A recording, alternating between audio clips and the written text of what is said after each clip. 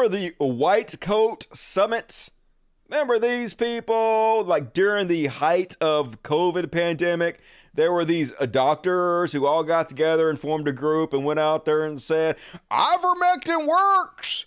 We don't need no vaccine. Vaccines are evil. It's a pandemic. All that bullshit. And one of the main ones out there was this lady who was talking about demon semen and, you know, how demons come in your dreams and fuck the shit out of you guys. Remember that? Stella Manuel. COVID doctor believes in alien DNA, demon sperm, and hydroxychloroquine. She claimed that hydroxychloroquine was a complete cure for COVID, even though we knew then, and we especially know now, that it wasn't. This is also the woman that Donald Trump posted and said she was very impressive, because of course he did. So anyway, they started a charity called Americans Frontline Doctors that is run by this woman, Dr. Simone Gold. Let's take a look at their intro video. I'm Dr. Simone Gold, founder of America's Frontline Doctors. For the past 2 years, corrupt forces in the media, government, and medicine have been lying to you. Countless lives have been lost and permanently damaged due to this corruption. We're here to show you the way forward, with science, with law, and a return to life, liberty, and the pursuit of happiness.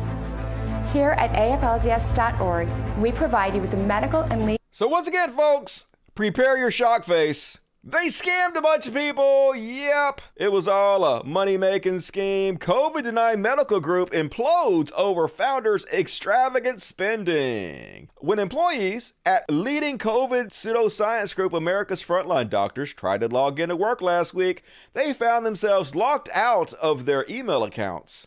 The nonprofit quickly fell into factions, with employees holding rival Zoom meetings to plot who would take over the group.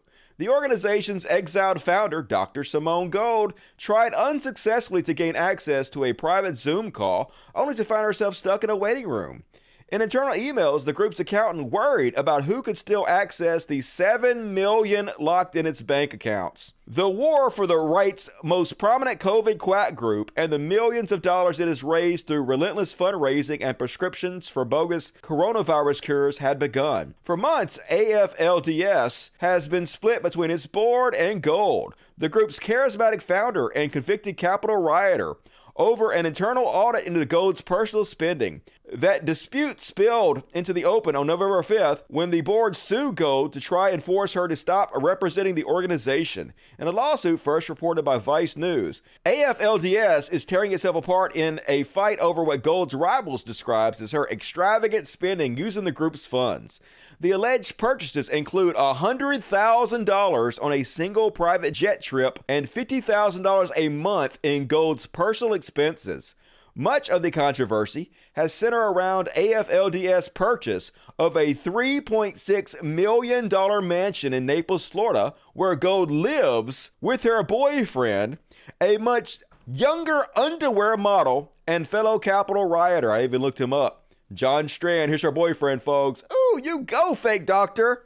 She got her little boy toy, living in a $3 million house, spending $100,000 on trips left and right. It's almost like it's a giant fucking scam. Who could have possibly have seen this coming? Anyway, it's a big mess. They're fighting over it. And yep, con artist. That's what it's all about. It seems like that always happens with all these nonprofits. It even happened to Black Lives Matter, where when people start funneling millions of dollars, the people at the top just can't help themselves but to skim it all for themselves. That's why it's so hard to find charities you can trust to donate to.